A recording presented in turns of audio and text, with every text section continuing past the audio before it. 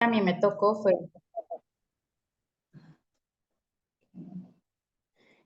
fue el capítulo 7, se llama La Revolución. Y no, este capítulo muy, muy difícil. Ok, espérenme un momentito y vamos a ver por aquí. Que estoy... Bueno, ahí sí ven la pantalla, ¿verdad? Todos bien. Sí, Sí se ve. Ok, sí, el título. listo. ¿Alguien puede comenzar leyendo esto? Yo voy a poner partes del libro y voy a ir explicando, pues porque mi capítulo es súper largo, ¿sí? Entonces, ¿alguien puede leerlo, por favor? Yo lo leo si querés. Ok, gracias. La- de nada. La tradición dictaba que el político de más edad elegido para el Reichstag alemán debía presidir la nueva sesión del Parlamento. En 1932, esa persona era Clara Zetkin, de 75 años. Zetkin era miembro del Partido Comunista Alemán, una fuerza poderosa en la política nacional durante casi 15 años. Pero el país se acercaba a un punto de inflexión en su historia. Adolf Hitler estaba presente ese día en el Reichstag. Fuera se congregaban matones fascistas. Los nazis estaban a un año de llegar al poder. Una vez que lo hicieran, el Partido Comunista sería prohibido. Miles de sus partidarios serían asesinados o enviados a campos de concentración, sumándose a los ya perseguidos y asesinados en las décadas anteriores. Ok. Bueno, el Reichstag era un debate donde era como una asamblea, ¿sí? Donde se hablaba sobre quién iba a ser el nuevo presidente en Alemania. Eh, Era un lugar de reunión en el Parlamento alemán. Entonces lo que hacían era supervisar el funcionamiento de los órganos parlamentarios y así ver que todo, o sea, estuviera correctamente en la administración de los recursos físicos y humanos al servicio del Congreso. Bueno, entonces vamos a hablar mucho sobre ella, se llama Clara Zetkin. Aquí puse la biografía de ella. Dice, fue una política alemana de origen judío, de ideología comunista, muy influyente, así como una luchadora por los derechos de la mujer. Militó en el Partido Socialdemócrata de Alemania hasta 1917, momento en el que ingresó en el Partido Socialdemócrata independientemente de Alemania, concretamente en su ala más izquierda. Ella era soviética y ella pues se iba más como por el lado de izquierda, ¿sí? Eh, Ella se interesó mucho en la política sobre la mujer, la lucha por la igualdad de derechos y el derecho al voto, impulsando el movimiento femenino en la socialdemocracia alemana desde su vuelta a Alemania en 1891 hasta 1917. Editó el periódico, bueno, lo voy a decir en español, La Igualdad, que aumentó su tirada de 400 a 1000 ejemplares en los primeros 10 años. Bueno, ella es muy importante en este libro. Eh, Ella, pues gracias a ella, fue que ella luchó mucho por los derechos de la mujer allá en la Unión Soviética. Ella también, bueno, más adelante lo vamos a hablar, pero ella fue la que luchó para que hubiera un día sobre el Día de la Mujer Trabajadora. Sí, bueno, entonces ella hacía parte del comunismo, ¿sí? El comunismo es una doctrina política y económica y social que aspira a la igualdad de las clases sociales. Bueno, acá lo voy a poner. Eh, el comunismo es una doctrina política, económica y social que aspira a la igualdad de las clases sociales por medio de la eliminación de la propiedad privada de los medios de producción. La tierra y la industria suele clasificarse como una doctrina de ultraizquierda debido a la radicalidad de sus planteamientos. Esta doctrina está fundada en las teorías de los alemanes Karl Marx y Friedrich Engels. Bueno, entonces ella hacía parte del comunismo. ¿Sí? Entonces, lo que ellos querían en ese entonces, voy a hablar de entre 1917 a 1989, ¿sí? Ellos lo que querían era, pues, literalmente terminar con la lucha de las clases allá en la Unión Soviética. Ellos también eliminaban, o sea, ellos lo que proponían era la eliminación de la propiedad privada en los medios de la producción. Ellos eran antiindividualistas, ellos creían en esa ideología colectivista. Entonces, en esto nos vamos a centrar, ¿sí? Porque entonces vamos a hablar sobre qué pasó en la Unión Soviética y en los Estados Unidos cuando hubo como esa guerra la Guerra Fría que hubo entre los Estados Unidos y la Unión Soviética, ¿sí? Entonces, el comunismo es lo que más pues arraigaba en ese entonces en la Unión Soviética, pero entonces vamos a ver paralelismos con el capitalismo más adelante. Entonces, nosotros comprendemos que la Unión Soviética se caracterizaba por un sistema económico socialista que lo que quería era impedir la inversión privada, es decir, que ellos lo que querían es que, por ejemplo, si tú tenías tu empresa, en sí no iba a ser tuya, iba a ser del gobierno y así que todos pudiesen tener exactamente lo mismo, ¿sí? Ok, pero voy a ver cuál es la siguiente, no recuerdo. No, ok. Listo.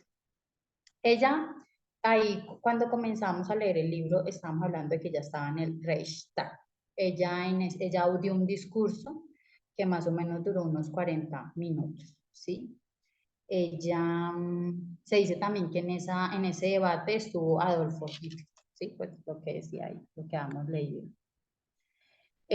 A ella no la veían como, o sea, los líderes soviéticos tampoco la veían como de una manera tan centrada, pues porque de alguna u otra forma vamos a ver el sexismo tanto en el comunismo como en el capitalismo. ¿Ok? ¿Hasta ahí estamos claros? Sí, Sí, vale. Y nada más que ella era alemana y se desempeñaba en Alemania a pesar de que tenía una doctrina comunista, pero en realidad ella estaba ubicada en Alemania. Ok, sí. Gracias. Ok. Cindy, ¿puedes leer esta parte del libro, por favor? claro. La lucha de las masas trabajadoras contra los desastrosos sufrimientos del presente es, al mismo tiempo, la lucha por su plena liberación. Declaró, llamando a los trabajadores de a pie a borrar generaciones de opresión histórica, levantándose contra la explotación de capitalistas e imperialistas, haciéndose eco de Karl Marx y Friedrich Engels, los fundadores filosóficos del comunismo. Habló de los millones de mujeres que necesitan liberarse de las cadenas de la esclavitud sexual. Para ella, la emancipación de la mujer pasaría por la independencia económica, no solo de maridos y padres, sino de todo opresor. Ok, gracias, Cindy. Bueno, nena. Ok. Bueno, entonces para ella lo que quería de alguna otra forma era que en esa parte de Alemania y en los lados orientales, por decirlo así, la mujer realmente fuera libre en todo aspecto. Si ella luchaba por eso y luchó hasta que murió, se puede decir así. Entonces, ella, ahí como dice, para ella la emancipación de la mujer pasaría por la independencia económica, no solo de maridos y padres, sino de todo opresor. Entonces ella lo que infundaba era que la mujer en sí debía tener un trabajo estable para no depender de su esposo, para no depender de sus padres y de ninguna otra persona. Pero eso entonces también nos lleva a la opresión en el trabajo, porque pues muchas veces pasa. Pero entonces como ellos tenían un ideal comunista, socialista, pues lo que ellos querían era mejorar esa área de trabajo, tanto para hombres como para mujeres, para que se diera esto. ¿Sí? Karl Marx, él tomaba la división de clases como el comienzo de la desigualdad, de la violencia que se enfrentaba a la mujer. Y Friedrich Engels, él también propone que el origen de esta opresión estaba ligado con las clases sociales, con la forma en la que nos relacionamos en la familia y en el matrimonio. Y sí, literalmente fue así. Si no estoy mal, no sé si fue en el capítulo de Jess, se habla sobre esto, ¿sí? De que un punto de inflexión de cómo la mujer se vio oprimida fue por el matrimonio. Entonces, bueno, Clara, ella no era feminista, ella no decía abiertamente que era feminista, pero ella sí, ella no creía en una hermandad universal, es decir, ella no creía que iba a ser fácil que la clase burguesa, que eran las mujeres que estaban vinculadas con el ejercicio del ocio, de las mujeres que disfrutaban las actividades, o sea, las mujeres que eran, pues, con mayor facilidad económica, pudieran estar a la par con mujeres que de alguna u otra forma se veían explotadas por el capitalismo, porque, o sea, ella no veía a a las mujeres ricas con las mujeres de clase social baja, entonces ya decía, es muy difícil. Entonces, lo mejor es hacer que la mujer de alguna u otra forma tenga las mismas oportunidades que esa mujer burguesa, pero no separando a los hombres, es decir, tanto mujer como hombre deberían de tener una igualdad en el trabajo, ¿sí? Entonces, Clara, de alguna u otra forma tenía ese pensamiento de que las mujeres eran diferentes y claramente los problemas eran diferentes, ya que era muy difícil que los ricos comprendieran la vida de los trabajadores, ¿sí? Y más, cuando muchas veces en ese entonces las mujeres de la cima, o sea, las mujeres que tenían mucho dinero, no eran las mismas que apoyaban a esas mujeres que trabajaban como sirvientas y obreras de la fábrica. ¿Ok? Lo que quería Clara era centrarse en los más desfavorecidos de la ciudad, de la sociedad, perdón. Ok, vamos a seguir. Entonces, ¿qué es lo que pasa? Voy a tocar fechas. En 1908, la mayor parte de Alemania prohibía legalmente a las mujeres afiliarse a partidos políticos. El Partido Comunista lo que hacía era fomentar un culto a la masculinidad envuelta en estereotipos del hombre trabajador, macho y musculoso, ¿sí? Entonces lo que Clara quiere hacer es como quitar esos ideales, como esa forma en la que se estaban llevando las cosas en ese momento. Bueno, ¿alguien puede leer esto, por favor? Leo. La activista Angela Davis, que había sido miembro tanto del Partido Comunista de Estados Unidos, en su libro de 1981, Woman, Race y Class, Mujeres, bueno, raza y clase, Ángela explica que tanto las mujeres de clase trabajadora como las mujeres negras estaban fundamentalmente vinculadas a sus hombres por la explotación de clase y la opresión racista, que no discriminaba entre sexos. Las mujeres llevaban mucho tiempo alineándose con hombres poderosos para suprimir los derechos de otras mujeres. Ok, gracias. Entonces, bueno, Ángela, ella también es muy importante aquí. Ella también luchó por los derechos de la mujer hasta el punto que ella lo que quería en la Unión Soviética cuando estuvo el muro de Berlín era que como en ese entonces el ideal como sí, socialista y comunista era que la mujer y el hombre debían ser exactamente iguales, pues lo que ella quería era que, por ejemplo, si tú trabajabas como mujer, ella quería era que hubieran personas capacitadas para ir a limpiar tu casa con domicilios.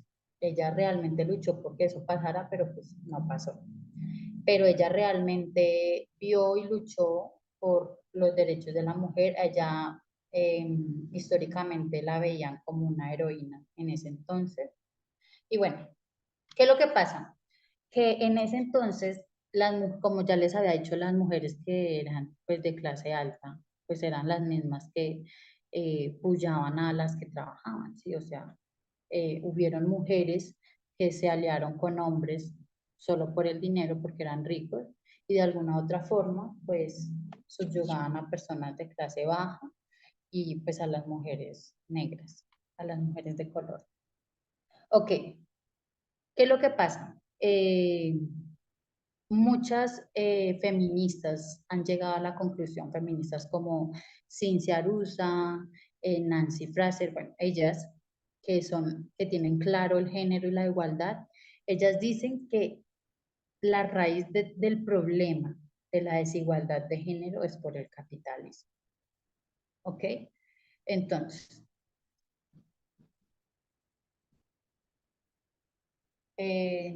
César, ¿podrías por favor leer esto, por favor?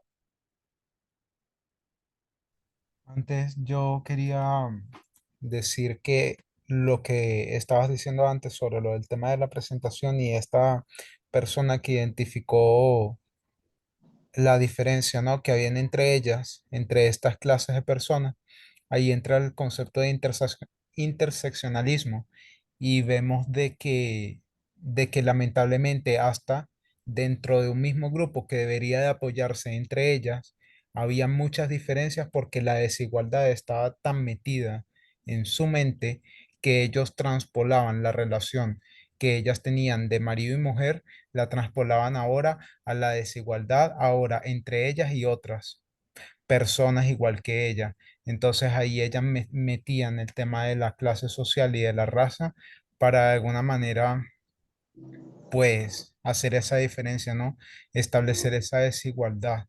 Entonces, gracias a Dios, luego ya se desarrolla el tema del interseccionalismo, donde ya se ve que bueno, el tema del interseccionalismo y la otra palabra que me olvidé que esta Yesenia había enseñado, que es como el tema de la fraternidad, pero en el caso de las mujeres como sororidad era, creo que era. Exacto, sororidad. Ajá, eso. Entonces ya luego se desarrolla ese concepto, esos dos conceptos y pues ya por fin eh, comienzan a formarse como un grupo que se intenta apoyar, pero que sí vemos que en un principio, ¿no? El tema de la desigualdad estaba tan metido en toda la humanidad que hasta ellas lo trasladaban en sus relaciones con otras mujeres. Entonces, sí, era eso. Entonces Así dice, es. el Y lo vamos capitalismo, a ver ¿sí? más adelante también. Ok, sí, lee, por favor. Dice, el capitalismo se basa en los siguientes pilares: propiedad privada, que permite a las personas poseer bienes tangibles como tierras y viviendas y activos intangibles como acciones y bonos. Interés propio, por el cual las personas persiguen su propio bien sin considerar las presiones sociopolíticas. La sociedad capitalista asigna roles de género para garantizar la reproducción de la fuerza de trabajo. Sí. Una de las fuentes más notorias de opresión hacia la mujer radica en el papel de la familia como reproductora de la fuerza de trabajo para el capitalismo, sí, y en el papel de la desigualdad de la mujer en ese proceso. Así es. Sí, Entonces, vamos a estar hablando del lado occidental y del lado oriental. Entonces, estas mujeres que son feministas se han llevado la lucha por mucho tiempo, dicen que la raíz del problema es el capitalismo.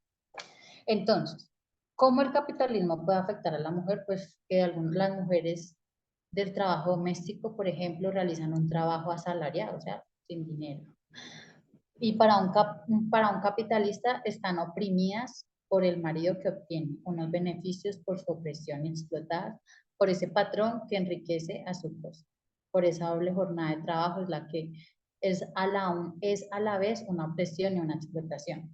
Entonces, los Estados Unidos, por ejemplo, voy a hablar de los Estados Unidos, se caracteriza por tener un sistema de capitalismo que lo que hace es promover pues, la inversión privada al mismo tiempo, eh, inversión pública y también junto al capitalismo se establece una sociedad de consumo y así sucesivamente. Entonces, ¿qué es lo que pasa? Acá como yo les mostraba estas imágenes, de alguna otra forma, en el capitalismo vemos jerarquías, de alguna otra forma, porque en el capitalismo tú vas a tener la posibilidad de tener muchas propiedades, ¿sí?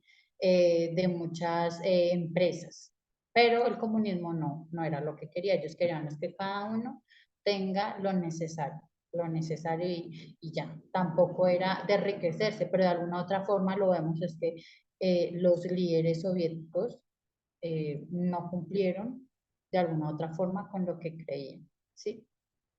Entonces, en el capitalismo sí podemos ver jerarquías. Aquí, por ejemplo, podemos, no sé, voy a intentar ampliarlo, aunque bueno, sea un poquito borroso. Podemos ver, en ese entonces, pues eran, por ejemplo, los reyes, después los que tenían más dinero, luego los militares, luego los de clase media y de últimos, los que trabajaban para ellos. Y pues en esa imagen podemos realmente ver, sí, vemos hombres y mujeres en este lado, pero de alguna otra forma la mujer es la que se ve más oprimida. ¿Por qué? Por la familia. El capitalismo tiene ese ideal de que eh, el Estado va a surgir con la mujer en casa, ¿sí? Los padres fundadores de los Estados Unidos tenían esa mentalidad de que la mujer sirve más en la casa. Pero entonces, en la Unión Soviética, en ese entonces, eh, las mujeres y hombres trabajaban. Fue algo que pues siempre existió. O sea, el socialismo, su ideología era que tanto hombres como mujeres trabajaran y que no se diera este tipo de jerarquía. Sí, ok. Eh, ahora sí, el Día Internacional de la Mujer Trabajadora. Jess, por favor, ¿podrías leer esto? Sí, vale. Antes creo que tiene un comentario, César. Ay, qué Sí, pena. en la lámina anterior, ya, perdón, en la lámina Perdón, anterior te decía recuerdo. algo que llamaba mucho también la atención y creo que hay que pensar en eso, ¿no? Por lo que está pasando en Argentina hoy. Dice en la última parte del primer párrafo, por el cual las personas persiguen su propio bien sin considerar las presiones sociopolíticas. Entonces, creo que entra mucho a colación lo del tema del libertarianismo, porque en el caso del capitalismo, ellos, por ejemplo, bueno, es que depende del tipo de capitalismo, ¿ya? Depende mucho, porque el capitalismo como se originó en los Estados Unidos era brutal y salvaje, que eso es libertarianismo total. O sea, si eres una persona que tú a mí me produces dos paquetes y el otro solo me produce uno, yo voto el que me produce uno y me quedo con el que produce dos. Y si mañana llega uno que me produzca cuatro, entonces chao el de dos y me quedo con el de cuatro y así, como que las personas fueran descartables. Y eso es muy libertario. Y eso es parte de lo que también promueve Javier Milei. Y yo creo que eso también tiene que ver mucho con lo que mencionaba Nancima Parminder hoy sobre lo del tema de la supervivencia del más apto, ¿ya? Y es que el capitalismo sí se basa mucho en ese tema de que el que me produzca más, pues bien, con ese me quedo, y el que no me produce tanto, pues chao, ¿ya? Entonces, en ese sentido, ahora lo vemos en el tema del género y sí, no solamente es el tema de la familia, que obviamente por el tema de los roles de género, las mujeres están muy, o sea, están encasilladas allí y, digamos, los empresarios no la toman en cuenta para contratar. Pri- una de las razones es por esa, pero también por la otra es porque, por ejemplo, si son trabajos de fuerza, por ejemplo, construcción, es difícil que veas a una mujer trabajando en ese tema de esos trabajos porque el hombre suele ser más productivo por causa del tema de que sí, por ser por fuerza, entonces él produce más, ¿ya? Entonces sí, el capitalismo, así como uno lo ve acá, es brutal y salvaje y está conectado totalmente con el tema del género, por eso también. Ok, sí, así es, gracias, César. No, y es que los roles de género de alguna u otra forma han traído literalmente al patriarcado de hoy en día como está. Porque si nosotros nos devolvemos al principio de este libro, entendemos que en Estados Unidos, en las familias matrilineales, no existía el rol de género. Eh, Tampoco existía no sé si fue el libro de Cindy que habla sobre el asentamiento de Cataluyú, donde por los huesos y por las cosas se daban cuenta que tanto hombres como mujeres trabajaban exactamente en lo mismo. Entonces sí hubo una raíz, sí hubo un punto de inflexión. Y literalmente, o sea, ¿por qué lo digo literalmente? Porque es que por un pequeño grupo de personas que fueron los hombres que se desplazaron de Rusia hacia la vieja Europa, eh, porque eran hermanos menores, llegaron a la vieja Europa con esas ideas de tú eres mujer, tú encárgate de la casa de la familia, mientras yo trabajo, mientras yo hago el dinero. Y eso de ahí se desplazó a los Estados Unidos. Y de ahí fue donde los padres fundadores empezaron a decir que la mujer servía más en la casa y que no servía que la mujer tuviera ese mismo, esa misma, que fuera alineado con el hombre, ¿sí? A ellos realmente no les servía. Y les voy a decir por qué. Porque antes de la Primera Guerra Mundial las mujeres trabajaban. Ahorita lo vamos a ver más con más pruebas. ¿Sí? Las mujeres trabajaban, pero cuando pasó lo de la Segunda Guerra Mundial, se dice que un porcentaje alto se empezaban a casar, y era ¿por qué? Porque las mujeres las estaban viendo como para la reproducción. Entre más hijos tengas, muchísimo mejor, porque más personas vamos a tener para que luchen por el Estado, ¿sí me hago entender? Entonces de ahí también se generó ese rol de género.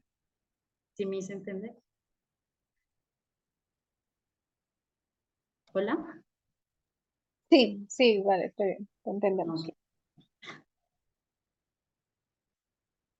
El Día Internacional de la Mujer Trabajadora. Bueno, este día lo tenemos gracias a Clara Zetkin, y es poco lo que le reconocemos a ella, porque pues gracias a ella fue que esto fue posible. Jess, ¿será que puedes por favor leer esto, por favor? Sí, dice, en la segunda conferencia internacional de mujeres socialistas realizadas en Copenhague en 1910, Clara Zetkin propuso y se aprobó la celebración del Día de la Mujer Trabajadora, que se comenzó a celebrar al año siguiente. La primera conmemoración se realizó el 19 de marzo de 1911 en Alemania, Austria, Dinamarca y Suiza. Desde entonces se ha extendido a muchos países. Así es. Ok, entonces fue gracias a Clara que tenemos este día. Ella luchó, o sea, ella luchó por los derechos de la mujer hasta que realmente murió. En el discurso que hablábamos sobre en el Parlamento, en el Reichstag, ella, ella se ganó el respeto, ¿sí? Un periodista del New York Evening Post escribió que cuando ella terminó de hablar, las galerías estallaron en un salvaje aplauso, ¿sí? Y no era tanto por que fuera o estuviera bien políticamente, sino fue porque ella era muy revolucionaria. O sea, no, las mujeres no tendían a hacer ese tipo de cosas. Ella pues de alguna u otra forma no pudo ver el Estado comunista en Alemania, porque pues al año siguiente, de 1932, los fascistas tomaron el poder, y lo que hizo Clara fue huir a Rusia, y pues allá murió tiempo después. Y bueno, la historia no quedó ahí, ¿sí? Después de que ella murió, Alemania iba a experimentar un cambio político muy grande. Y ahí de alguna otra forma se iba a desmoronar, o también podremos decir que se puede haber cumplido una esperanza, que fue en la Segunda Guerra Mundial. Bueno, esto es Alemania, y como nosotros sabemos, Alemania quedó dividida en dos, ¿sí? El Oriente tomó una parte que era Rusia y estos tres aliados, que era Francia, el Reino Unido y los Estados Unidos, iban a tomar la otra parte.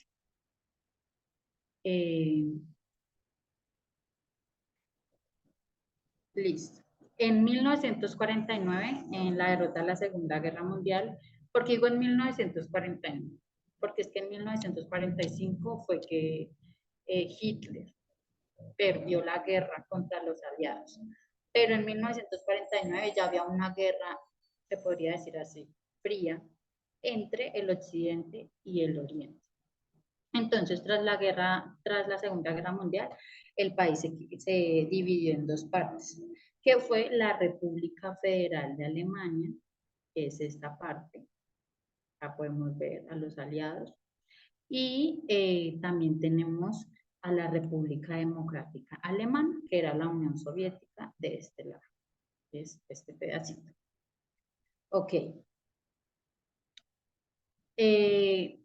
Después de que esto pasó, surgió un nuevo Estado socialista y Clara se volvió muy famosa, por decirlo así.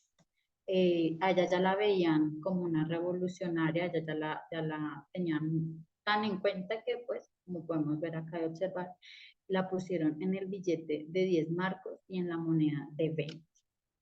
Es decir, que sus palabras realmente no fueron olvidadas y la esperanza de la igualdad de género allí, pues la gente esperaba y quería eso. Bueno, ¿qué es el socialismo de Strauss? Lili, ¿puedes leer, por favor?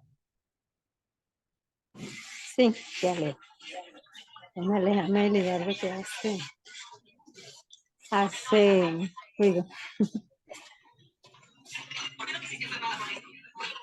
Bueno, socialismo de Estado es el término usado para designar alguna teoría o praxis socialista que defiende el uso importante de los instrumentos del Estado para la construcción de algún modelo socialista. Es decir, que busque universalizar de forma igualitaria la producción y la distribución de la riqueza en una sociedad a través del Estado, ya sea como medida transitoria o sea para posteriormente abolir el Estado y avanzar al comunismo o permanente. Ok. Cuando hubo esta división en Alemania, que quedó separada en dos, en la parte de la Unión Soviética empezaron a tener esta ideología. La ideología el socialismo de Estado en sí es una ideología política económica que lo que quiere es que está en contra de la propiedad privada y aboga por la propiedad estatal de los medios de producción, ya sea como una medida temporal o en la transición. Entonces, ellos de alguna otra forma, pues empezaron a hacer todo lo posible para que esto se diera. Es decir, los líderes soviéticos empezaron a luchar por esta igualdad, ¿sí? Que tanto hombre como mujer trabajaran, que tanto como hombres y mujeres pudieran tener el mismo nivel académico. Lo que hicieron los soviéticos es que empezaron ¿cómo se dice? O sea, empezaron a hacer más cosas para que la mujer no se viera atada en lo doméstico, ¿sí? En la casa, con lo de la familia, con el esposo.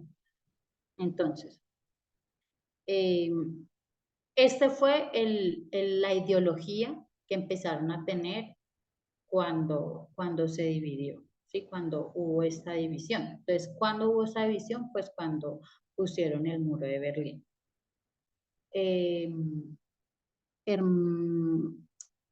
¿Alguien puede leer esto, por favor?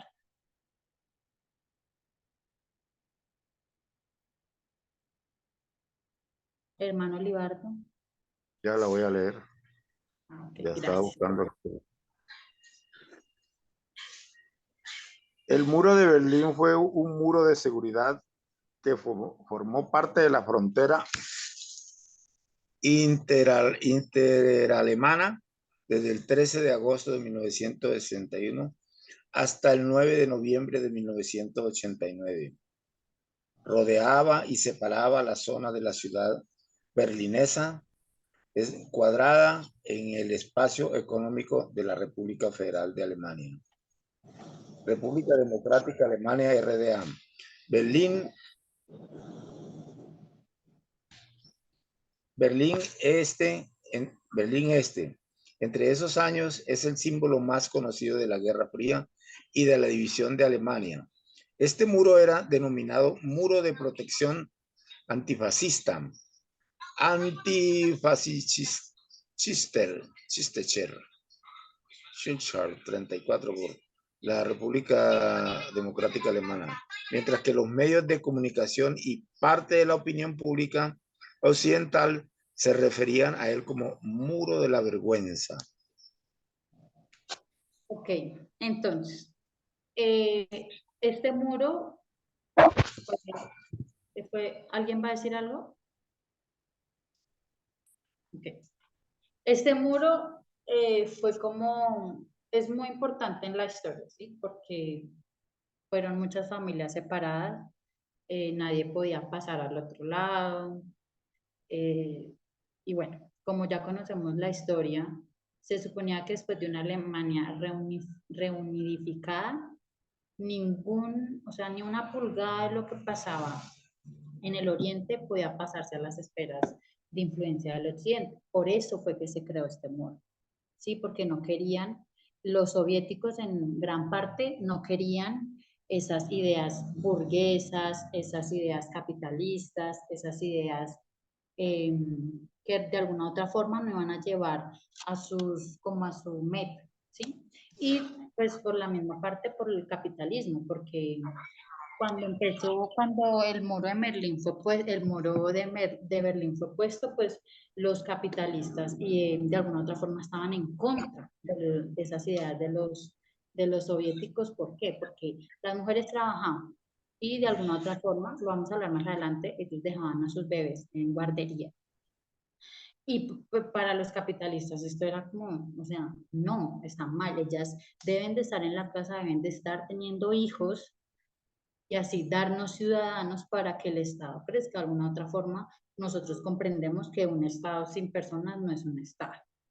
Entonces, también ellos tampoco querían que esas ideas fascistas, que son las ideologías de un movimiento político de carácter totalitario, ¿sí? Antidemocrático, ¿sí? de extrema derecha, que era lo que hacía el fascismo. Entonces, ok. La división entre Alemania Oriental y Occidental duró 40 años hasta después de la caída del muro de Berlín en 1989. El país se reunificó y lo que ocurrió mientras tanto en la Unión Soviética a partir de 1917 y luego en otros estados socialistas fue un experimento humano. Ya van a entender el por qué. Lo que pasa es que cuando estaba lo del muro de Berlín, los dirigentes soviéticos fomentaban el ateísmo, ya que tenían esa mentalidad de que la religión era explotadora y era burguesa, o sea, que podemos encontrar clases dentro de la misma religión. Ellos, antes de que pusieran el muro, el 90% de los soviéticos eran católicos o protestantes. Y después del muro, ese 90% bajó a un 30% en 1989. O sea que ese fue un rango brutal, abismal. Los soviéticos enseñaban en la literatura a los niños que lo que realmente reflejaba la política capitalista e imperialista, ¿sí? Entonces ellos lo que trataban de hacer es que ellos aprendieran todo en contra a esas ideas capitalistas e imperialistas. Ok.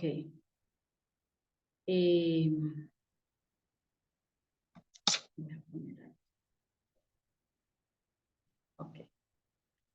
Listo. ¿Alguien, por favor, podría leer esto? Por favor. Leo, Ok, gracias. pero lo peor del comunismo, como sabemos, no fue la escasez. Bajo el mando del líder ruso Joseph Stalin, la vida en la Unión Soviética era sangrienta y brutal. Una cadena aparentemente interminable de purgas, ejecuciones, violaciones y restricciones. Millones de personas fueron enviadas a campos de trabajo. Para mantener intacto el sistema, la vigilancia era generalizada, la libertad del movimiento casi inexistente y no había espacio para la disidencia política. Tal fue el horror que hoy se habla del fascismo y el comunismo al mismo tiempo. Las ideologías políticas que lo sustentaban no podían ser más diferentes, pero como ha escrito la periodista e historiadora Anne Applebaum, si no sentimos al menos tanta repulsión por los crímenes del comunismo como por los del nazismo, estaremos condenados a malinterpretar tanto nuestro propio pasado como el de los demás. Muchas gracias. Bueno, esta es una parte del libro.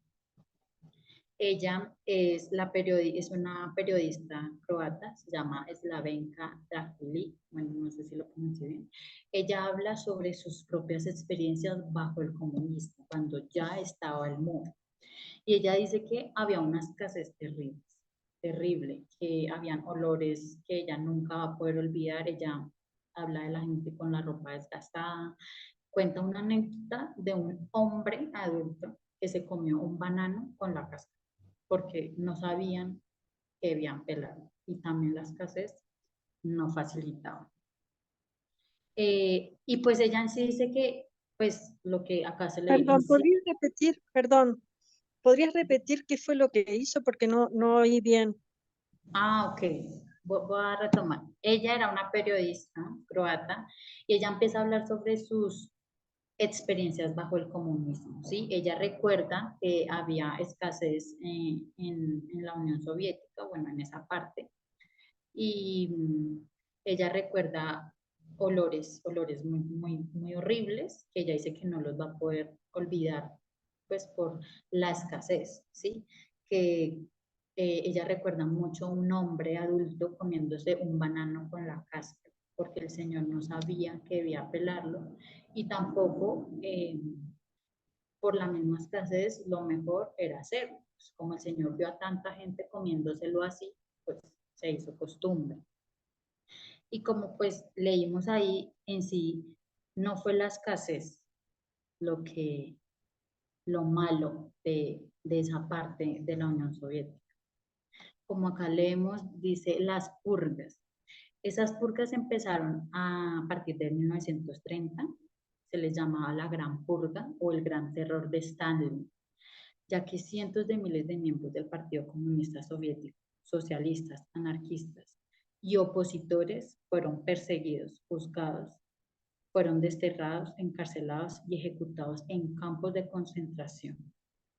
Entonces, podemos ver que de alguna u otra forma se ve la opresión tanto como para hombres como para mujeres. Aquel que estuviera en contra del sistema, pues ya sabía lo que le iba a pasar, ¿sí? Fueron enviados allí y pues ella recuerda eso, dice que fue horrible. La Unión Soviética fue un lugar en el que los revolucionarios pensaron que podrían hacer esa visión igualitaria del mundo. Y de alguna otra forma consiguieron algunos objetivos con respecto a la mujer. Como para retomar, Clara, ella defendió más de un siglo el derecho de las mujeres a votar. Y se cumplió porque en la Unión Soviética fue el primer país donde las mujeres pudieron empezar a votar, antes que en Francia, antes que en Estados Unidos. Ella también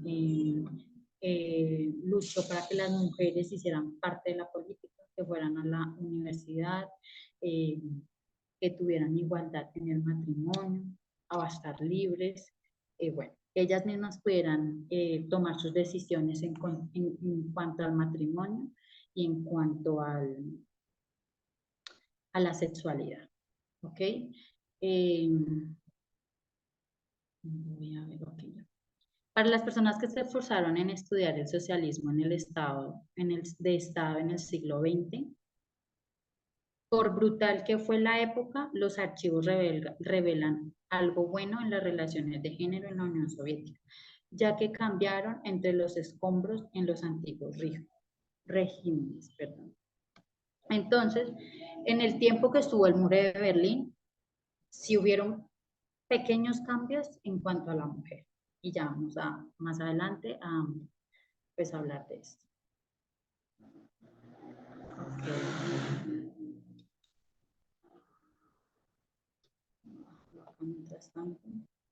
Listo. La autora cuenta una historia de una pareja y ellos fueron invitados a otro país. Bueno, ellos se encontraron esa pareja se encontraron con unos estudios checos del género y ellos dejaron a su hijo con los abuelos en Londres y ellos empiezan a hablar y a tocar el tema sobre las guarderías asequibles en ese entonces en la Unión Soviética. Entonces lo que hizo de alguna otra forma el gobierno fue empezar a poner herramientas para que la mujer saliera de casa y empezara a trabajar o a estudiar o si se quería casar, bueno, casarse, pero con cierta libertad. Entonces, esto es algo que toca como la autora y es en la actualidad, ¿sí? Si se supone que la lucha era universal, ¿por qué hoy en día la mujer es quien se clava en el hogar? Esa pregunta se las quiero hacer a ustedes. Seamos realistas. En la actualidad, ¿por qué es la madre la que se ocupa en gran parte de las cosas de la casa? ¿Alguien podría contestarme, por favor? Por Porque tradición. sí, porque hemos recibido ese modelo patriarcal y capitalista. Sí. Ok. ¿Alguien más? Sí. O sea, lo anterior, los roles de género asignados. Ok. O sea, ¿por qué toco este A punto? mí me han dicho, porque yo digo, ay, porque yo, y ay, porque tú eres la mujer, así. Esa es la respuesta que le dan a uno. Exacto, nadie se cuestiona, porque ya está tan asumido que así tiene que Sí, ser, pero exacto, no. es algo como innato, algo que debe ser así y ese es el orden de la naturaleza. Claro, porque nadie cuestiona porque les resulta muy fácil.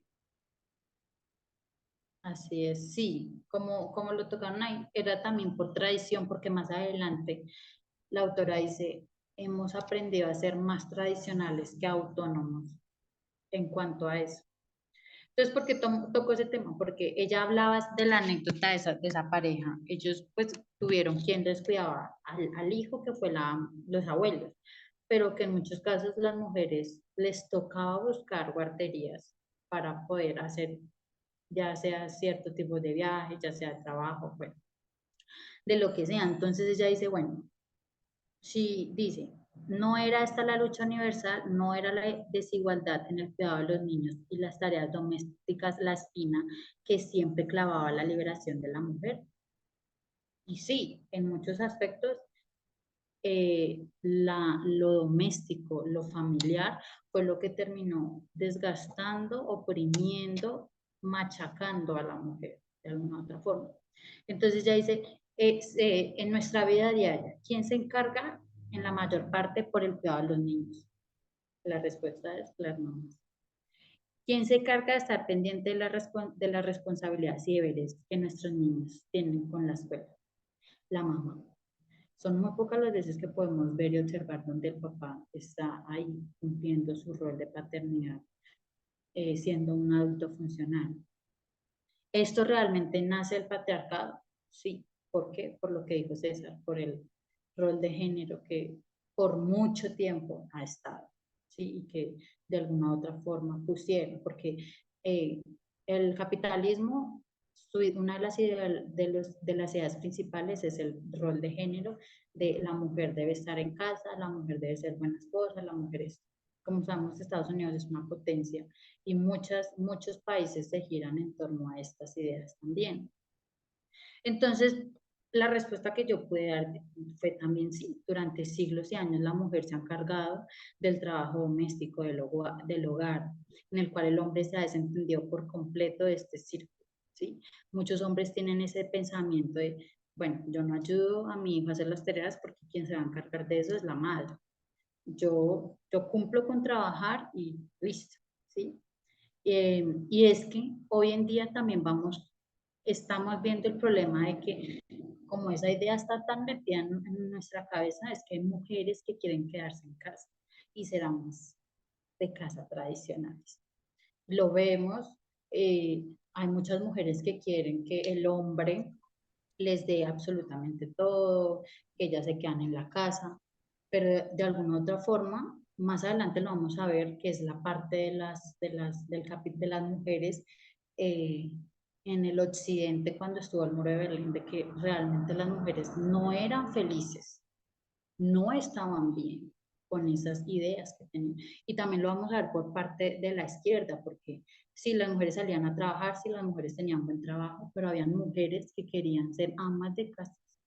Había mujeres que no estaban de acuerdo de tener que ir a trabajar. ¿Por qué? Porque ya hay como un estereotipo de cómo debe ser la mujer. La mujer debe estar en la casa, la mujer debe cuidar a los niños. Entonces, por la parte de los soviéticos, las mujeres, muchas mujeres querían ser amas de casa. Y por la parte del occidente, muchas mujeres querían salir a estudiar, querían tener una vida profesional. Entonces, por parte y parte vemos cómo el patriarcado de alguna u otra forma tuvo el curso de oprimir a la mujer. ¿Ok? Hasta ahí. Perdón, ¿Bien? antes, sí, perfecto. Antes de que continúes, yo quería comentar que cómo lo tenemos tan asumido de que es nuestra obligación y es nuestro rol, que hasta tú, por ejemplo, explicando esto, decías que el hombre no se cuestiona ayudar. En realidad no tendría que ayudar, sería una cuestión de compartir, o sea, porque ayudar implica que es la responsabilidad del otro y bueno, y yo la voy a ayudar. No, la responsabilidad es de los dos, el hogar es de los dos, los hijos son de los dos. Entonces, hasta eso, cuando nos expresamos, estamos usando mal las palabras, porque ayudar implica eso. Es la responsabilidad del otro, pero yo voy a ayudar. No, es compartir las obligaciones que tienen ambos. Graciela, me hiciste Sí, recordar cuando, cuando estaba en el apartamento en Bogotá, Luis me ayudaba. Bueno, como tú dices, o sea, hacíamos. Y entonces me dice, bueno, ya te colaboré. Y yo le decía, qué pena, no me colaboraste. Hiciste algo, o sea, la responsabilidad no está sobre mí. Porque, exacto, porque él me decía, exacto. o cualquier cosa, si un hombre va a ayudar, le dice, yo le colaboro a ella. Ese ya era un héroe, un héroe. Claro, claro. O sea, tenemos que cambiar esa mentalidad en nosotros primero y después generar conciencia en los maridos, en los hijos y en todos. O sea, no es nuestra obligación, es responsabilidad de ambos. Así es. Y es que, como tú lo dijiste, no es ayuda. Realmente debemos hacer de nuestros hijos adultos funcionales, seas hombre o seas mujer. ¿Sí? Y es que la gente, mira, la gente realmente se apega de que siempre ha sido así. Y mira que yo yo me leí todos los capítulos del libro y yo digo, ahora tengo más, ¿cómo se dice? Así como más fundamentos para decirle a esas personas que realmente están equivocadas porque piensan que siempre fue así. Yo digo, no, o sea, hombre, definitivamente el patriarcado se metió lentamente y sutilmente, porque con este libro yo me di cuenta que en Estados Unidos el patriarcado no existía, en Europa el patriarcado no existía. Cuando vemos a la vieja Europa, en Atenas, Roma, no existía. Entonces, la gente se pega de que no, siempre ha sido así. Como tú lo dijiste, el hombre se ha desentendido por completo de su responsabilidad como adulto funcional. ¿Y por qué? ¿A qué voy con esto? Porque si nosotros no comprendemos y vivimos esto, pues va a ser muy difícil pasar la prueba, ¿sí? No, debemos vivir el mensaje. Y aunque esto es doloroso para todos, ¿sí? Porque supongamos, yo hago parte del movimiento, mi pareja pues no lo es, un ejemplo. Entonces, estar ahí, mira, esto también carga, es una carga tanto para la mujer por estar diciéndole, mira, haz esto, mira, detrás del hombre diciéndole cómo debe actuar como adulto funcional. Entonces, sí está también en nosotras luchar, seguir luchando para que no siga pasando esto, a donde quiera que vayas. Tu luz no puede ser Exacto. apagada. Ok, entonces los comunistas lo que querían ver era desaparecer el Estado. ¿Sí? Ellos querían que no hubiera jerarquía, que no hubieran desigualdades, que todos tuvieran trabajo en función a su talento. También esperaban que la familia desapareciera de alguna otra forma porque ellos creían que, pues, hombre y mujer eran individuos iguales, autónomos y libres de amar a quien ellos quisieran, sea mujer con mujer, hombre con hombre, o sea, ellos realmente no estaban en contra de esto. Sí, ok, qué pena, quiero ver algo. Como no puedo ver las diapositivas, me pierdo un poquito. Listo. Ok, no encuentro una diapositiva, como que se me perdió. Bueno, se me perdió una diapositiva, no la veo, no la encuentro. Y era sobre Lenin. Sí, no está, qué horror. Bueno, qué pena. Yo había puesto una foto de Lenin y había puesto una parte del capítulo, pero no está, ok. Lenin fue un político revolucionario, filósofo y líder comunista ruso, líder del sector bolchevique, del Partido Obrero Social Demócrata de Rusia. Se convirtió en el principal dirigente de la Revolución de Octubre. Entonces, él pone, voy a ponerlos acá si quieren, pues yo lo tengo. Esperen.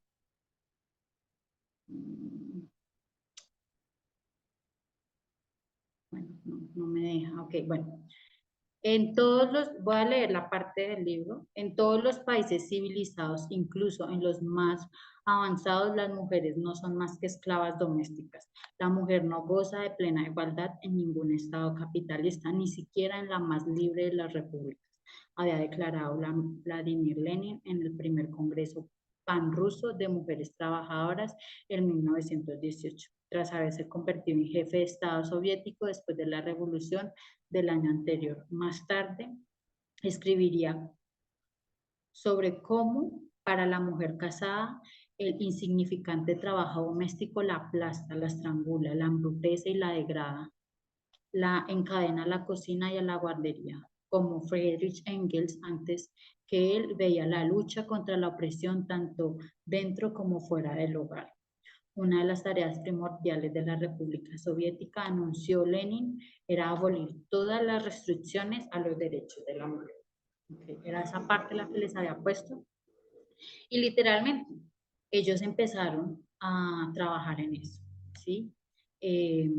uno de los primeros cambios políticos que introdujeron los dirigentes comunistas cuando tomaron el poder en Rusia fue equiparar jurídicamente a las mujeres con los hombres, o sea, que no hubiera distinción alguna. Listo. Él es Archie Brown, él era un historiador, politólogo.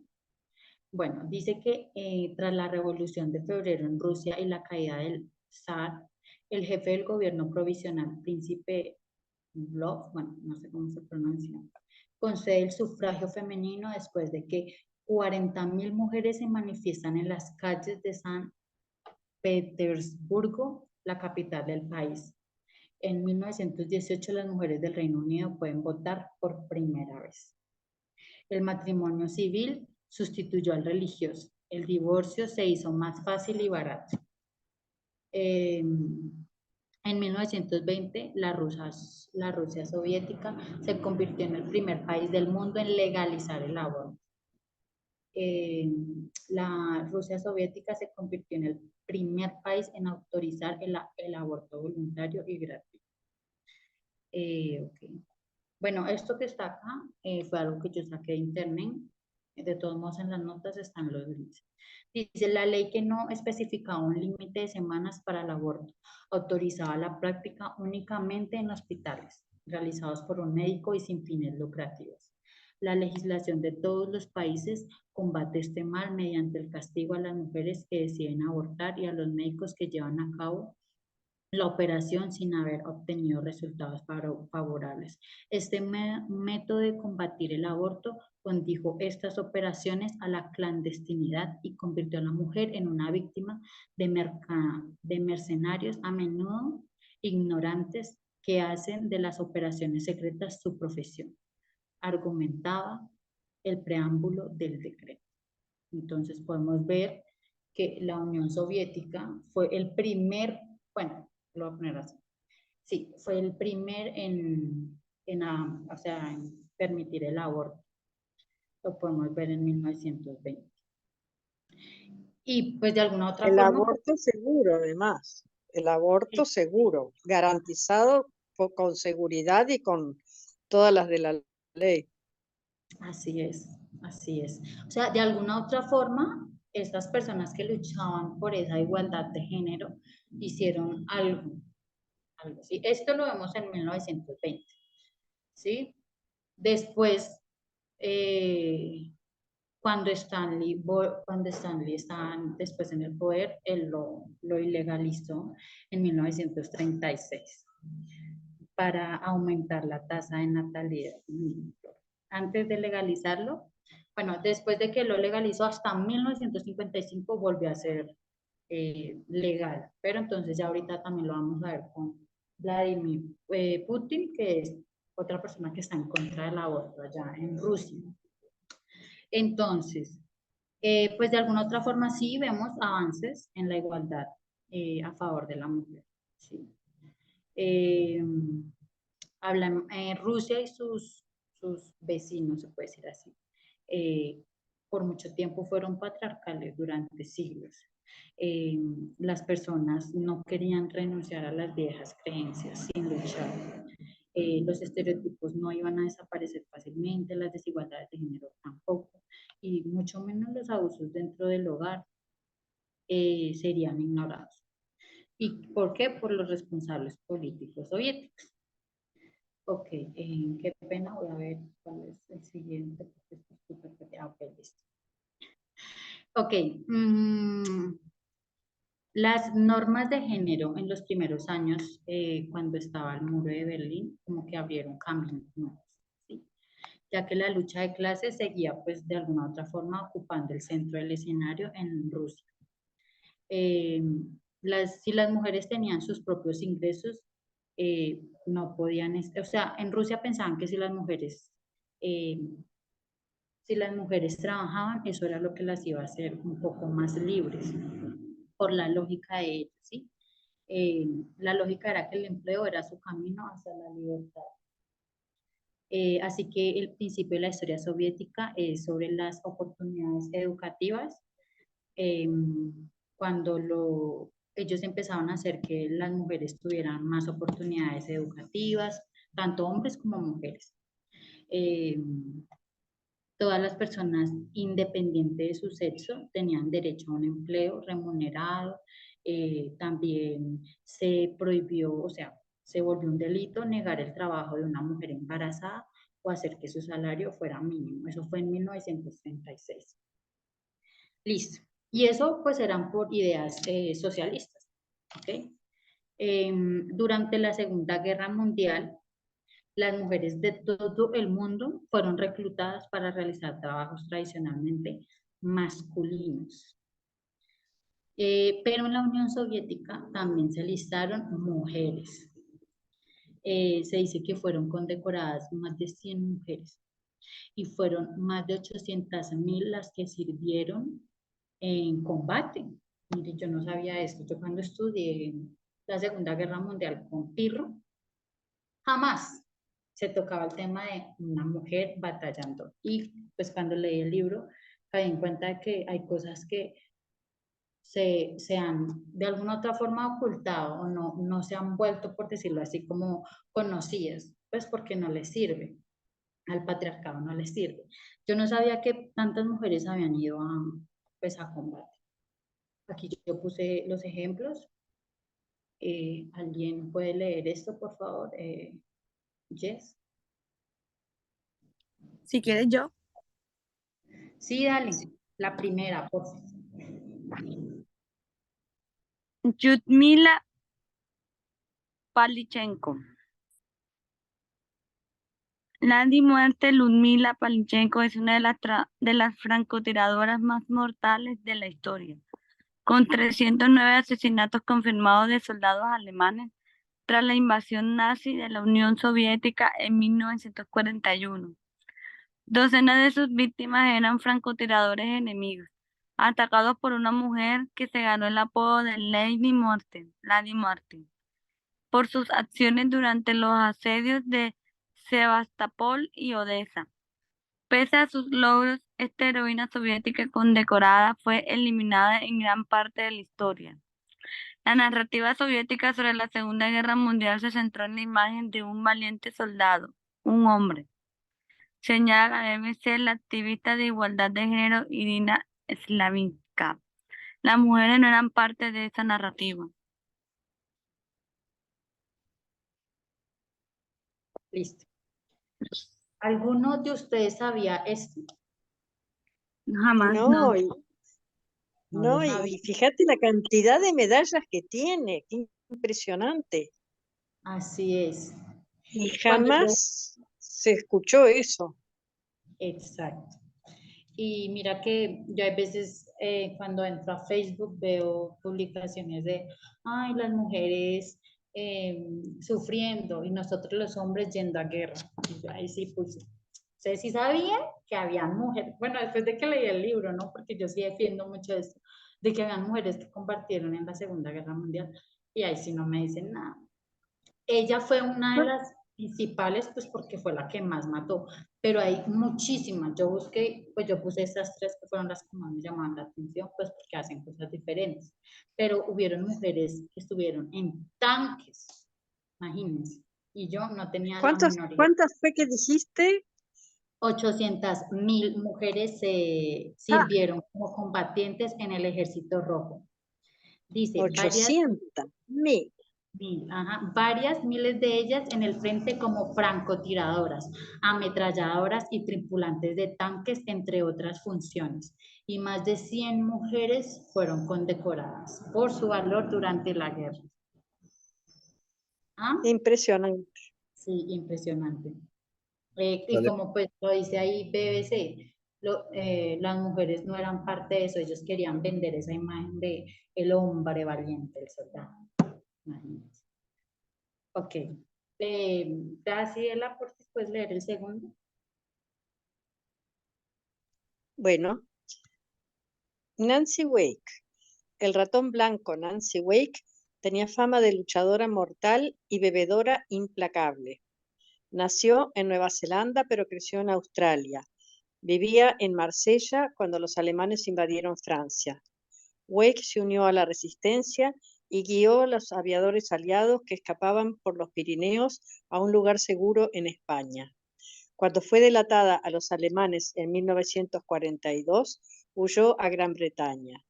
Después de que su marido fuera capturado, torturado y ejecutado por los nazis, Wake voló a Francia, trabajando para el Ejecutivo de Operaciones Especiales británico como paracaidista. Trabajó como infiltrada, disfrazándose y teniendo citas con soldados alemanes para sonsacarles información. Su habilidad para evadirse y disfrazarse llevó a los alemanes a llamarla el ratón blanco. Murió en agosto de 2011 a los 98 años en Londres. Imagínense. Ella guió a aviadores, no a cualquier cosa, no a cualquier persona, ¿sí? Y pues de alguna otra forma es triste ver cómo la mujer ha sido, ¿cómo se dice? Como apartada. Silenciada. Olvidada y relegada. Sí, horrible. Listo, César, por favor, ¿podrías leer el tercero? Por favor, la tercera muchacha. La que dice Jane, ella, Sí, señor. reportera, eso. Sí, señor. Ok. Bueno, Jane, el apellido no sé pronunciar. Reportera, Viale. espía. ¿Cómo? ¿Cómo suena Viale? Ah, bueno, Viale. Reportera, espía, política. Jane Viale nació en el Congo, pero se mudó a París cuando era una niña. Cuando estalló la guerra, Viale trabajaba como periodista y se convirtió en una agente secreta de la resistencia francesa en el sur. Recopiló información sobre los movimientos de tropas nazis que luego envió a los aliados. En 1943 fue capturada por las tropas enemigas y acusada de traición. Sin embargo, sus secretos nunca han podido descubrirse porque había codificado sus datos de manera indescifrable. Viale fue enviada primero a un campo de concentración y luego a una prisión para mujeres en Marsella. En 1947, ya después de terminado el conflicto, fue elegida para el Senado francés. Así es. Como podemos ver, de alguna otra forma las mujeres fueron pilares fundamentales en la guerra. ¿Ok? Bueno, en Europa Central y Oriental, a medida que el socialismo se estaba extendiendo, en Rusia las mujeres se animaban a matricularse en las escuelas técnicas superiores, se convirtieron en científicas e ingenieras. Las familias disponían de guarderías y centros preescolares como algo natural. Es decir, que se normalizó en los trabajos haber guarderías y centros de educación para los niños, pues para que las mamás pudiesen trabajar. En la República Democrática Alemana, el número de plazas de guardería por cada 1000 niños pasó de 13, es decir, en 1950, por cada 100.000 niños habían 13 guarderías. Y en 1986 pasó a ser 811 por cada 1000 niños. No solo eso, habían lavanderías y comedores públicos baratos, pues para alivianar esa carga de las tareas domésticas y de la cocina. Entonces los niños iban a sus comedores, era simplemente llevar tu ropa, te la lavaban a un costo muy bajo y pues era más fácil. Entonces, ¿y cómo de alguna otra forma lograron la igualdad de género en la Unión Soviética? Pues bueno, ejemplo, en Eslovaquia, en las partes rurales, a principios de la década de 1950, el objetivo era industrializar el país y para eso era necesario trasladar a las mujeres de las granjas familiares a las fábricas, a los centros urbanos. Esto lo explica Blanca Niclova, una especialista en cuestiones de género. Entonces, para vender a las jóvenes esa propuesta del Estado, lo que hicieron fue vincular la vida urbana con la idea de emancipación de familia. Es decir, las mujeres que estaban en las granjas con sus esposos, les empezaban a meter esa idea de, mira, sabes que si tú te vas a la ciudad vas a estar emancipada, vas a poder trabajar, vas a tener la capacidad de decir por ti misma cuál va a ser tu futuro, quién va a ser tu esposo. No, les decían, no tienes que estar toda la vida viviendo en un pueblo, si quieres casarte lo haces, si no, pues no. Y de alguna otra forma, cuando el muro de Berlín estaba, los hombres se acostumbraron a que las mujeres trabajaran al lado de ellos. Dice que la mayoría, bueno, que casi todas las profesiones e industrias se vendía esa idea de la mujer trabajadora y aún así sigue siendo allá. ¿Sí? Ok, quiero ver cuál es la siguiente. Diferente. Listo.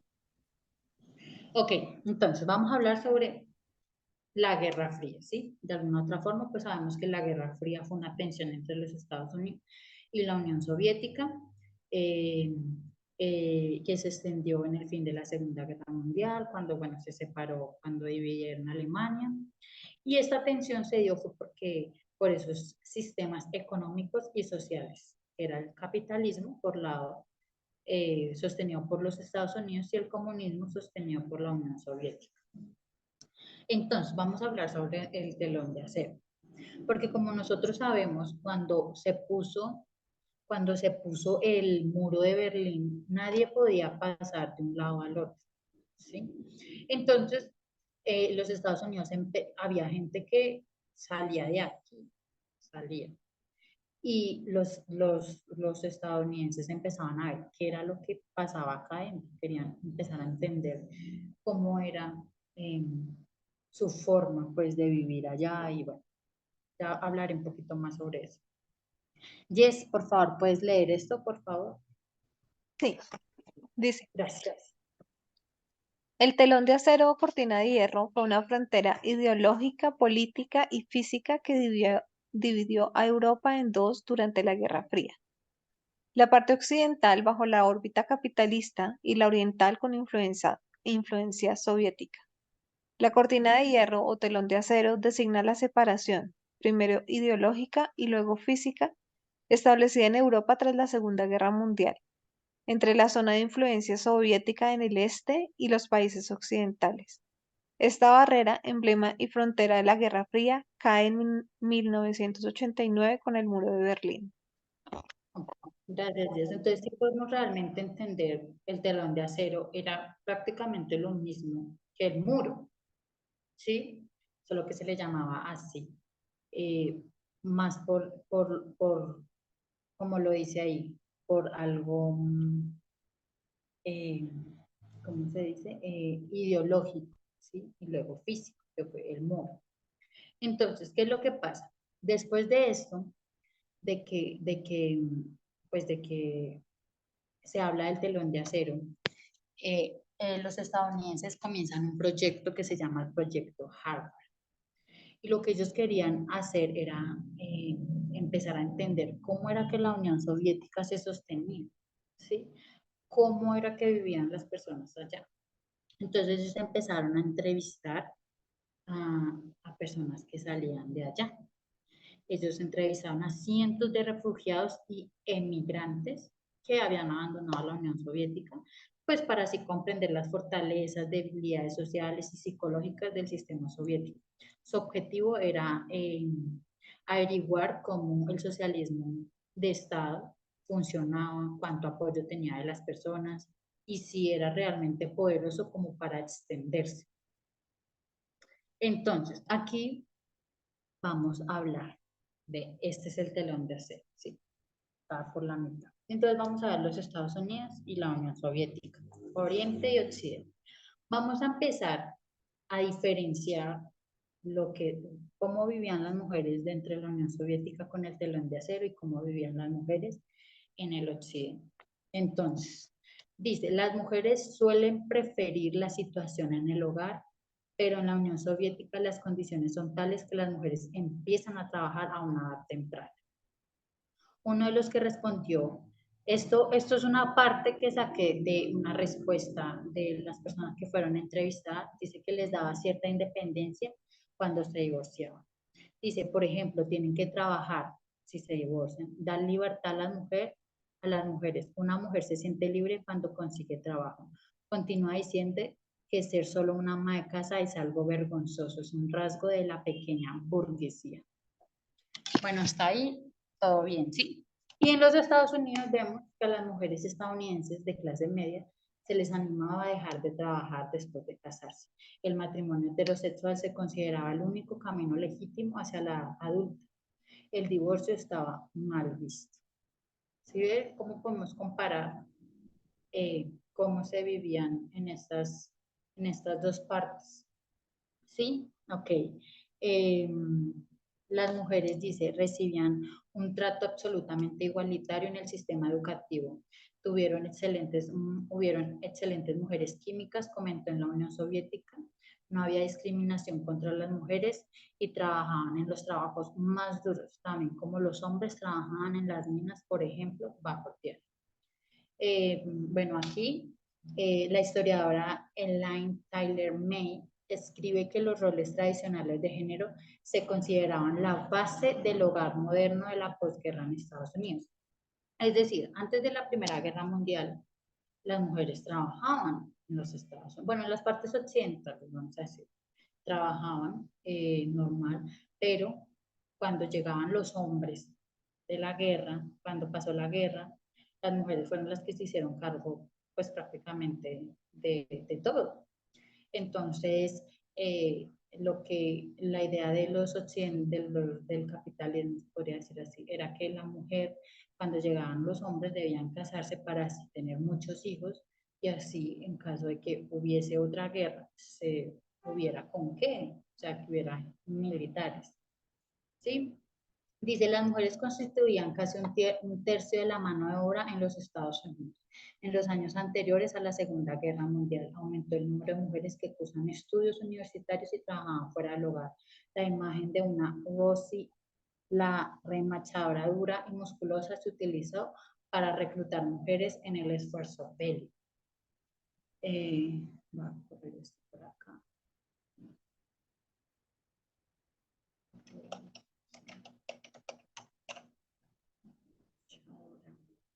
Ok, esa mujer era, con esta imagen era que vendían a las mujeres en ese entonces para, pues para que trabajaran, para que estudiaran. Eso fue antes de la guerra y ya después ya no les servía. Dice, los padres fundadores vieron por primera vez como la piedra angular de la democracia estadounidense en la década de 1950, o sea, la vieron florecer. Sí, de alguna otra forma. La gente se casaba más que en los años inmediatamente anteriores o posteriores a la guerra. Una encuesta de Gallup realizada en 1957, escribe Lillian Faderman, revela que el 80% de los estadounidenses están de acuerdo con que una mujer que decía no casarse estaba enferma, era neurótica o inmortal. Y por la parte de la Unión Soviética dicen, las mujeres se sentían libres para iniciar divorcios al igual que los hombres y no eran estigmatizadas socialmente por ello. Sí podemos ver la diferencia de estas dos partes.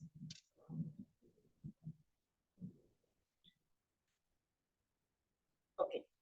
Esto que saqué de aquí fue dicho por personas hombres que salieron pues de la Unión Soviética, ¿sí? Por ejemplo, también dijeron que allá fomentaban el equilibrio de género, que las mujeres eran grandes profesoras, cirujanas, o sea, que recibían un trato bien, un trato igualitario. Pero entonces para el proyecto Harvard eso no era fiable. ¿Y por qué no era fiable? Porque fueron testimonios de personas que lucharon para salir de la Unión Soviética, ¿sí? Pero ellos de alguna u otra forma expresaron libremente que sí existía la igualdad de género en la Unión Soviética. Listo. Hasta ahí todo bien. Sí pueden realmente ver la diferencia entre estos dos lados. Sí, perfecto. Sí, vale. Ok. Ay, perdón, dime. Ok. No, que es claro. Sí, Dime. vale. Una duda. Dime. Porque en la primera canción Parmenion justo habló del socialismo. No sé si vas a hablar de eso, pero bueno, igual lo dejo ahí. No, Porque no te creo que todavía escuché. el anciano Parmenion habló del socialismo en la mañana. Pero no sé si vas a tocar eso. Y bueno, si aún falta porque igual quiero seguir escuchando, porque o sea, estoy más o menos teniendo una idea de cómo se está desarrollando el mensaje ahorita y como que quiero ver cómo termina. Ok. Pues es que en sí esto se basa, lo que yo estoy dando es del libro que pues nos recomendaron leer, porque pues siempre se ha dicho que el patriarcado ha existido, de que el hombre esté oprimiendo a la mujer. Entonces, esto es lo que pasó en el capítulo 7, aunque yo me lo leí todo, ¿no? Pero esta era mi parte, ¿sí? De entre el occidente y el oriente en esta guerra interna y también externa. Pero no, mira que lo de hoy de Parminder solo pude ver el estudio de la mañana, el de la tarde no lo vi las fotos, se ve súper buenísimo. Pero si tienes algo que decir, no hay ningún problema, puedes decirlo. O sea, si nos suma, mejor. Eh, ¿Pero todavía falta? ¿O ya estás? Sí, la verdad, voy a ver, porque pues la otra sería pues hacer una segunda parte. Me falta, perdón, veamos. Falta una, dos, tres, cuatro, cinco, no, sí, falta mucho. Yo creería que, Jess, no sé si es mejor hacer una segunda parte. Sí, vale, sí, ¿Cierto? estaría bien tener una segunda parte para que podamos revisarlo con detenimiento. Ok, entonces si quieres, pues decir lo que necesitas decir, está bien. Eh, La verdad que está súper interesante. Gracias, Vale. Vale, no, gracias a ustedes. Ahora sí, si quieres decir lo que Parminder dijo hoy sobre el socialismo, está bien. Entonces, ¿oramos o lo añadimos al estudio? Si ¿Sí? quieres, puedes hacer el aporte, Matías, y hacemos una conclusión de lo que hemos visto y cerramos por hoy, para tener la segunda parte el otro sábado. ah, de hecho, es que él solamente mencionó que era el patriarcado y mencionó pues los modelos económicos y digamos que los tipos de gobiernos que existen y también mencionó el socialismo dentro de ese modelo patriarcal. Y bueno, o sea, yo lo vi así y cuando ahora, bueno, estamos leyendo acá este libro y hay muchas cosas de, bueno, de la Unión Soviética y todo esto que mencionan acá, estos derechos que se le fueron dando nuevamente a las mujeres. Eh, bueno, como que me queda un poquito ahí la espinita, ¿no? Por eso quería escuchar más. Ah, ok. O sea, para ti es como un poquito contradictorio. Es que Ex- sí, de alguna otra forma, en sí el socialismo o lo que ellos, esos líderes en ese entonces, querían era total igualdad en todo, ¿sí? Y hicieron todo lo posible para que la mujer, pues, subiera de alguna otra forma. Pero entonces en el final de este capítulo vemos que no fue así. No fue así porque el, me voy a adelantar un poquito. Sí, las mujeres tuvieron oportunidades de mayor sistema educativo, de poder elegir, pero hubo una raíz que no se sacó. Y eso fue lo que, o sea, ellos tuvieron la oportunidad de volver añicos el patriarcado. Y lo que pasó fue que el patriarcado hizo añicos a las mujeres de alguna otra forma. Porque sí, todo lo vendían súper lindo, súper, sí, las mujeres, todo. Pero había algo ahí que no dejó que pasara. Y que era esa cosa que estaban metiendo debajo de esta petera, que las mujeres trabajaban, pero el hombre no se hacía cargo del hogar. Sí, te dieron a ti la oportunidad de poner a tus hijos en una guardería.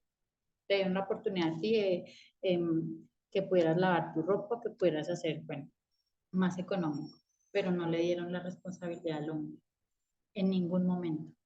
Entonces sí tenían arraigado este pensamiento patriarcal de alguna otra forma. Ellos tenían ese pensamiento de que la mujer sí es la que se encarga del hogar. Entonces, tras de que la mujer trabajaba el doble, muchas veces fue así, las mujeres trabajaban más que los hombres en la Unión Soviética y más adelante lo vamos a ver. Pero mientras la mujer trabajaba y miraba dónde poner a su hijo en la guardería o en el colegio o en esto, en sí la mujer seguía encargándose de las cosas del hogar, de lo doméstico.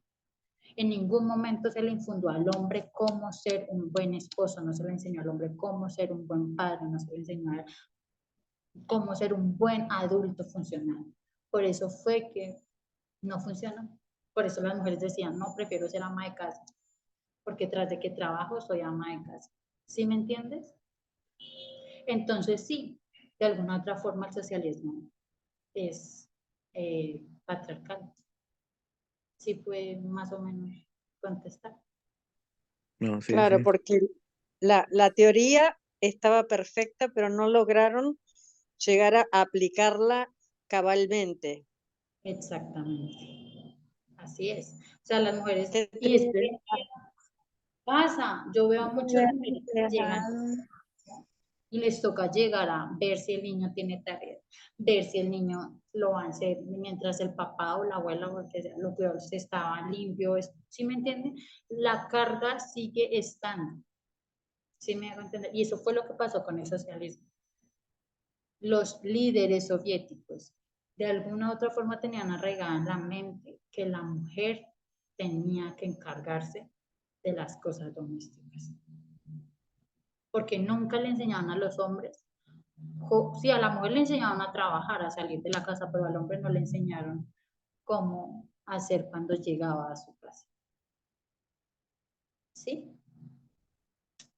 Hasta ahí todo Qué bien. triste, qué triste. Estuvieron ahí. Sí, porque la mujer avanzó, mira, más adelante vamos a tocar el tema que la primera mujer que fue a la luna fue una soviética. Imagínate. Las mujeres a nivel pues de campos laborales, de trabajo, súper bien, pero la raíz estaba ahí en la casa y eso fue lo que no se trabajó. Y por eso yo creo que la autora de este libro lo tocó, porque ella lo dice así, el socialismo pudo haber hecho añicos al patriarcado, pero no fue así. Y lo peor es que cuando más adelante retomamos a Putin, él vuelve otra vez a lo mismo, o sea, lo poquito que se pudo hacer en esa época volvió a desboronarse. César tiene la manito arriba. Ah, ok, sí, dime César. Era sobre lo que estaba diciendo Matías. Matías, el Haciendo Parmenides solamente tocó el punto del capitalismo como un ejemplo, ¿ya? Y hubo, no sé si tú lo recuerdas, pero él dijo muy claro que el comunismo en sí o el socialismo nunca ha existido y que lo que tienen ahí en Latinoamérica, o mejor dicho, en Sudamérica, que eso es pura pantalla, eso no es ningún socialismo real.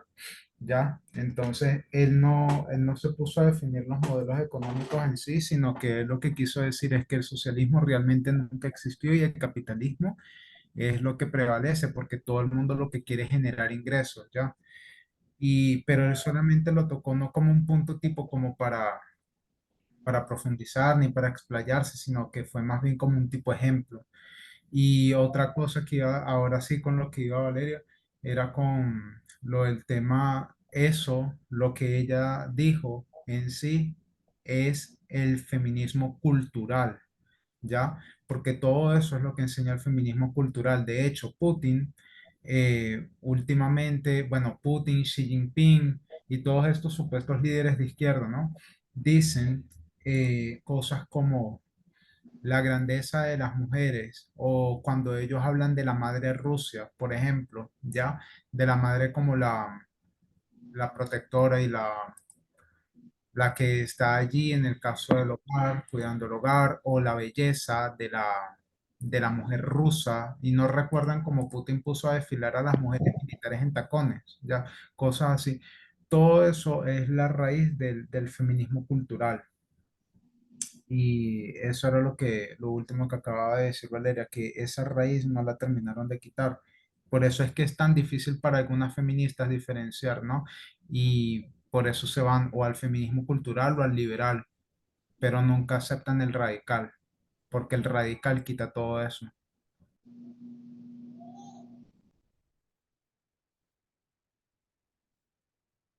Ay, muchas gracias. Yo sí es que no me pude ver bien los videos, pero sí es este libro, este libro me ha mostrado tantas cosas que me dicen, no, no es posible que hayamos llegado hasta tal punto. ¿Sí? Y bueno, pues entonces dejamos hasta ahí mi presentación y el otro sábado seguimos. Gracias, Estuvo vale. preciosamente resumido, muy claro, una cosa al lado de la otra, como para poder comparar y contrastar muy bien, muy claro. Gracias. A ti. Jess, dime. Bueno, entonces nadie tiene ninguna pregunta o algo, ¿no? Ok, entonces Jess, ¿será que podrías orar, por favor? Una Claro pregunta. que sí. Matías. No, para César. Es como cuando él menciona de que nunca existió, se refiere a que nunca se llegó a completar, porque después del socialismo viene el comunismo, bueno, algo así tengo entendido. ¿A eso te refieres?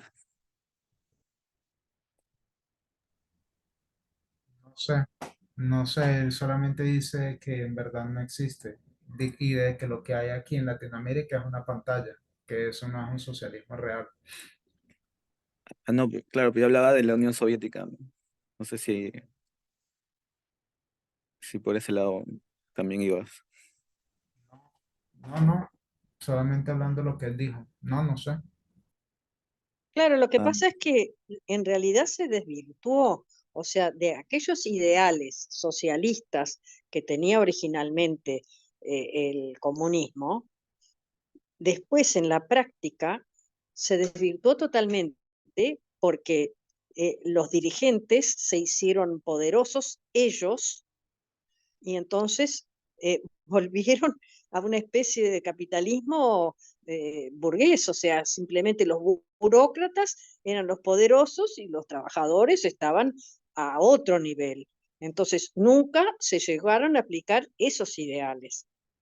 Se inició y se hizo la revolución con unos ideales, pero luego los dirigentes no los llevaron esos ideales a la práctica. O sea, se marearon, se emborracharon de poder y entonces actuaron como dictadores y nunca aplicaron realmente esa igualdad que promulgaban los ideales. Así es, el mismo libro lo dice, que ellos, esos líderes lo que hicieron fue terminar de aplastar todo. Entonces, fueron pocos los que realmente lucharon por el bienestar en todos sus aspectos, por la mujer. Lo vemos como con Clara, lo vemos con Ángela, y hay muchísimos nombres más, ¿no? Pero pues yo tomé los más, como los, sí. Lenin también. Entonces, fue como lo dijimos, y es algo como un paralelo, porque si tú no vives el mensaje, tú no vas a ser salvo. Y ellos hubiesen podido haber hecho grandes cosas, pero por no practicar una pequeña parte de eso, pues no se llevó a cabo eso.